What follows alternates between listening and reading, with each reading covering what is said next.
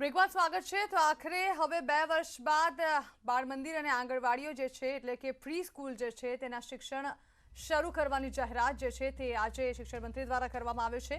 Pre school ગુરુવારથી શરૂ થઈ જશે, જો કે તેમાં પણ વાલીઓની સંમતિ જરૂરી હશે, એટલે કે હવે ભૂલકાઓ પણ આંગણવાડી અને શાળામાં જઈ શકશે।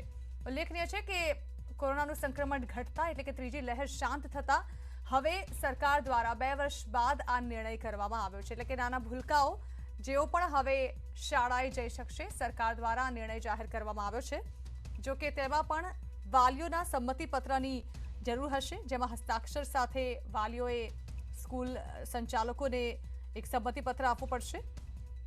સાથે જ કેટલાક નિયમો છે, જેમાં બાળકોને શાળાએ પહોંચાડ્યા બાદ બહાર વાલીઓ ટોળે વળીને નહીં ઊભા રહી શકે। સ્કૂલે આવતી વખતે દરેક વાલીએ અચૂકપણે માસ્ક પહેરવું પડશે। બાળકને કોરોનાની ગાઈડલાઈનથી અવગત કરાવીને સ્કૂલમાં પણ તેનું પાલન કરે તેનું ધ્યાન વાલીએ રાખવું પડશે। એસઓપીના પાલન માટે સ્કૂલના મેનેજમેન્ટને પણ સહકાર આપવાનો રહેશે।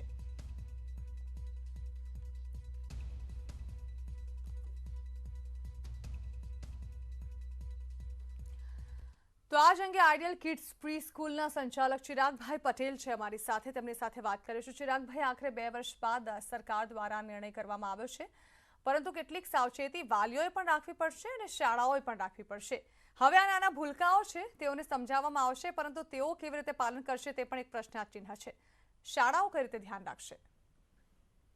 શાળાઓમાં આ બાળકો ઘણા નાના હોય છે, એટલે શરૂઆતમાં એમને ટ્રેન કરવા પડશે અને દરેક ક્લાસમાં સંખ્યા મર્યાદિત રાખવી પડશે। એટલે વધુમાં વધુ 8 થી 10 બાળકોથી વધારે એક રૂમમાં રાખી ના શકાય। પણ અમે ઓબ્ઝર્વ કર્યું છે, બાળકોને જો શીખવવામાં આવે તો ટ્રેન થઈ જતા હોય છે, એટલે કમ્પલસરી માસ્ક પહેરી રાખે, આવે ત્યારે એમના હેન્ડ સેનેટાઈઝ કરે, જાય ત્યારે હેન્ડ સેનેટાઈઝ કરે। નાસ્તો બને ત્યાં સુધી અમે ટાળશું કે સ્કૂલમાં નાસ્તો હમણાં સમય ઓછો રાખીશું। આમ જનરલી 3 કલાક 3-3.5 કલાકનો સમય હોય છે, પણ શરૂઆતમાં સમય ઓછો રાખીશું અને નાસ્તો એ ટાળીશું। અને ધારો કે બહાર રમવામાં છોકરાઓ જાય પ્લેઇંગ માટે, ત્યારે 5-5ના ગ્રુપમાં જાય છોકરાઓ, એનું પણ અમે ધ્યાન રાખશું। એટલે આ ઓવરઓલ આવું ધ્યાન રાખવું જોઈએ, દરેક વ્યક્તિએ, પેરેન્ટ્સે પણ ધ્યાન રાખવું જોઈશે। જી, અઘરું નહીં પણ ચિરાગભાઈ, કારણ કે ખૂબ જ નાના બાળકો છે અને તેઓને કોરોનાની એસઓપી જે છે તેનું પાલન કરાવવું પડશે। સાથે જ સંક્રમણ આટલા નાના ભૂલકાઓમાં ન ફેલાય તેની પણ જવાબદારી વધી જશે ત્યારે? હા, શરૂઆતમાં આપણને એવું લાગે છે, પણ ખરેખર અત્યારે બાળકો પણ ઘણા અવેર છે, ટેવાઈ ગયેલા છે, પેરેન્ટ્સ પણ ઘણા અવેર છે, ટીચર પણ ઘણા અવેર છે, કેરટેકર પણ ઘણા અવેર છે। એટલે જો સંખ્યા મર્યાદિત રહીને જો કામ કરવામાં આવશે તો મારી દ્રષ્ટિએ બહુ વાંધો નહીં આવે। જી, ખૂબ ખૂબ આભાર ચિરાગભાઈ અમારી સાથે જોડાવા બદલ। તો શાળાઓ પણ સાવચેતી રાખવાની બાંહેધરી આપી રહી છે। નાના ભૂલકાઓ હવે શાળાએ જઈ શકશે, ત્યારે વાલીઓના માથે પણ એક જવાબદારી હશે। જોવાનું રહેશે કે સરકાર દ્વારા લેવાયેલો આ નિર્ણય તે હવે કેટલો કારગત નીવડે છે। તો વધુ વાત કરવા માટે ડોક્ટર રાજુ શાહ, પીડિયાટ્રિશિયન, જોડાઈ રહ્યા છે અમારી સાથે, તેમની સાથે વાત કરીશું। ડોક્ટર રાજુભાઈ, સરકારનો આ નિર્ણય 2 વર્ષ બાદ હવે ભૂલકાઓ પણ શાળામાં જઈ શકશે, જો કે બાળકોએ એસઓપીનું પાલન કરવું પડશે। આપને શું લાગે છે, આ જે નિર્ણય લેવાયો છે તે યોગ્ય છે આ સિઝનમાં? હાજી, આ નિર્ણય ઘણો યોગ્ય કહેવાય, કારણ કે હવે જે કેસીસ છે ખાસા ઓછા થઈ ગયા છે।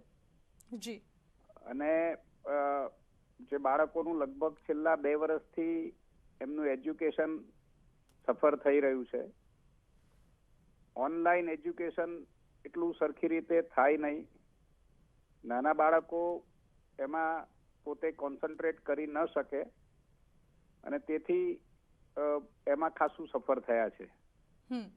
નો ડાઉટ આ ચાલુ કરશે ત્યારે અમુક વધારે કેસ થવાની શક્યતા રહે, પરંતુ બાળકોમાં જે કોવિડનો રોગ છે એ બહુ જ માઇલ્ડ, અને ખાસ કરીને ઓમિક્રોનના લીધે થતો રોગ ખૂબ જ માઇલ્ડ છે.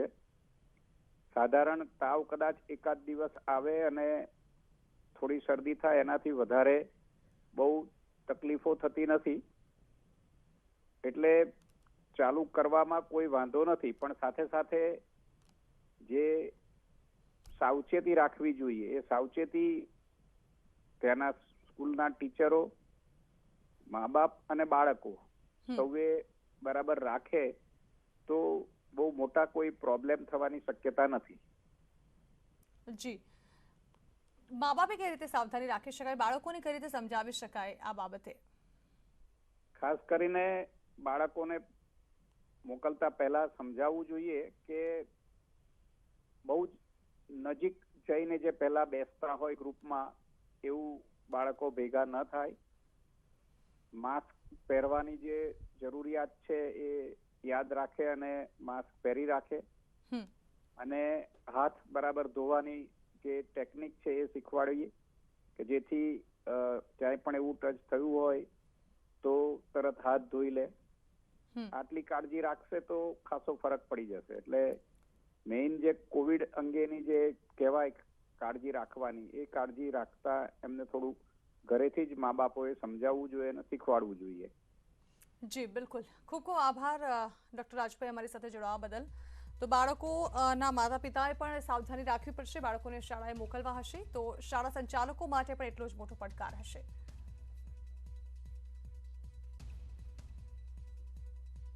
ડિજિટલ ઇન્ડિયા તરફ રિલાયન્સ જીઓનું વધુ એક પગલું. જીઓએ સસ્તી સેટેલાઇટ બ્રોડબેન્ડ સેવાઓ માટે SES સાથે કર્યો છે કરાર. જીઓ પ્લેટફોર્મ્સે 14 ફેબ્રુઆરીએ ભારતમાં નેક્સ્ટ જનરેશન સ્કેલેબલ અને સસ્તી બ્રોડબેન્ડ સેવાઓ પહોંચાડવા માટે લક્ઝમબર્ગ સ્થિત સેટેલાઇટ સર્વિસ પ્રોવાઇડર SES સાથે ટાઈઅપની જાહેરાત કરી છે. જીઓ પ્લેટફોર્મ લિમિટેડ અને SES આ સંયુક્ત સાહસમાં ક્રમશઃ 51% અને 49% ઇક્વિટી હિસ્સો ધરાવશે. આ કરારનું કુલ મૂલ્ય લગભગ $100 મિલિયન છે. જીઓ અને SESનું આ સંયુક્ત સાહસ દેશમાં સેવાઓ પૂરી પાડવા માટે ભારતમાં વ્યાપક ગેટવે ઇન્ફ્રાસ્ટ્રક્ચર વિકસાવશે. આ ઉપરાંત ભારતમાં સેટેલાઇટ ટેકનોલોજી આધારિત ન્યૂ જનરેશનની સસ્તી, આધુનિક અને ઉચ્ચ ગુણવત્તાવાળી સેટેલાઇટ બ્રોડબેન્ડ સેવાઓ પૂરી પાડશે. જીઓ પ્લેટફોર્મના ડિરેક્ટર આકાશ અંબાણીના જણાવ્યા અનુસાર જ્યારે અમે અમારી ફાઇબર આધારિત કનેક્ટિવિટી અને FTTH વ્યવસાયના વિકાસને આગળ વધારી રહ્યા છીએ અને 5Gમાં રોકાણ કરી રહ્યા છીએ, ત્યારે SES સાથેનું આ નવું સંયુક્ત સાહસ મલ્ટી ગીગાબિટ બ્રોડબેન્ડના આ વિકાસને વધુ વેગ આપશે.